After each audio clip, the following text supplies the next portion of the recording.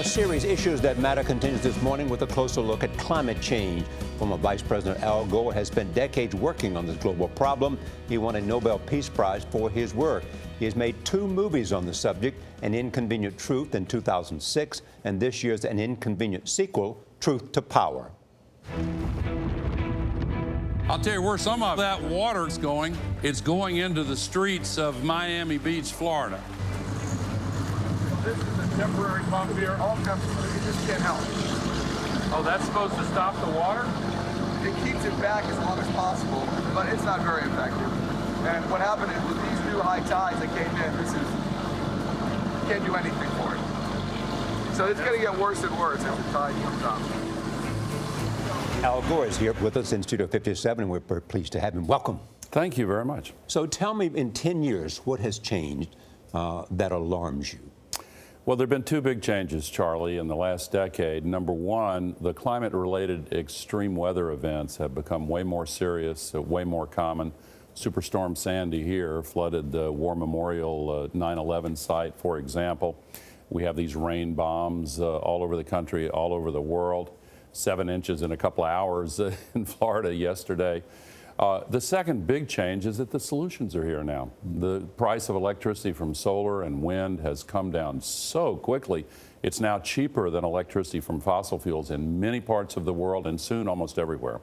And is there a will reflected by the Paris Accords by governments around the world to do something? Definitely. That was truly an historic breakthrough. Virtually every nation in the world agreed to get to net zero global warming pollution by mid-century or as soon thereafter as possible.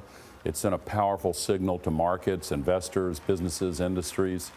And even though Donald Trump announced that he was going to pull out of the Paris Agreement, the very next day the entire rest of the world doubled down on their commitment, and here governors and mayors and businesses. People like Mayor Bloomberg, former Mayor Bloomberg. Mayor Bloomberg did a great job. Something at the local level. And Governor Cuomo here in New York. And it now looks as if the U.S. has an excellent chance to meet our commitments under the Paris Agreement, regardless of President Trump. So your worst fears may not happen. Well, we need, even with all the commitments in Paris put together, it's still not enough, but it lays a very strong foundation upon which to build stronger action. So the world would benefit from U.S. leadership, but President Trump is on the other side of that, unfortunately. I really thought there was a chance he would come to his senses on it, but I was wrong about that. Now, the Pentagon has called climate change urgent and growing threat to national security, specifically citing refugee flows. On this national security kind of theme, do you think there's a sort of a foothold for you to have a message that can persuade President Trump or persuade those who are so skeptical still about the science here? Well, the Pentagon for a long time, through several administrations, has said, yes, this is a national security issue, and they've warned of refugee flows destabilizing areas like Europe, from the Middle East and North Africa. Some regions are in danger of becoming literally unlivable with the increase in temperatures and humidity. Humidity worldwide has gone up 5% just in the last 30 years because of all the evaporation off the oceans. And the desertification and extended drought in the eastern Mediterranean is linked by the scientists to the multi-sided civil war in Syria, other causes as well. But long before that civil war started, this climate-related drought destroyed 60% of their farms, killed 80% of their livestock, drove 1.5 million refugees into the cities, and the Syrian ministers were saying on WikiLeaks, this is going to cause an explosion. We can't handle this, and that was before the gates of hell opened in Syria.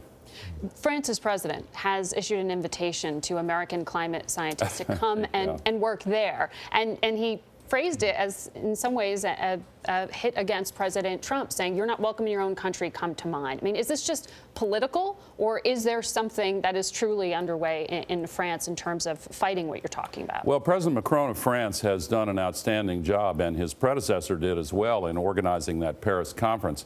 But not only in France, but all around the world, we're seeing an illustration of the old maxim, for every action, there's an equal and opposite reaction. The reaction to what Donald Trump is doing has been very strong. There is a huge upsurge in activism to try to solve the climate crisis. Listen, this is for real. I mean, our kids are depending upon us. We're feeling the effects of it now. we got to get over this, phony kind of discussion. Is it real? Of course it's real.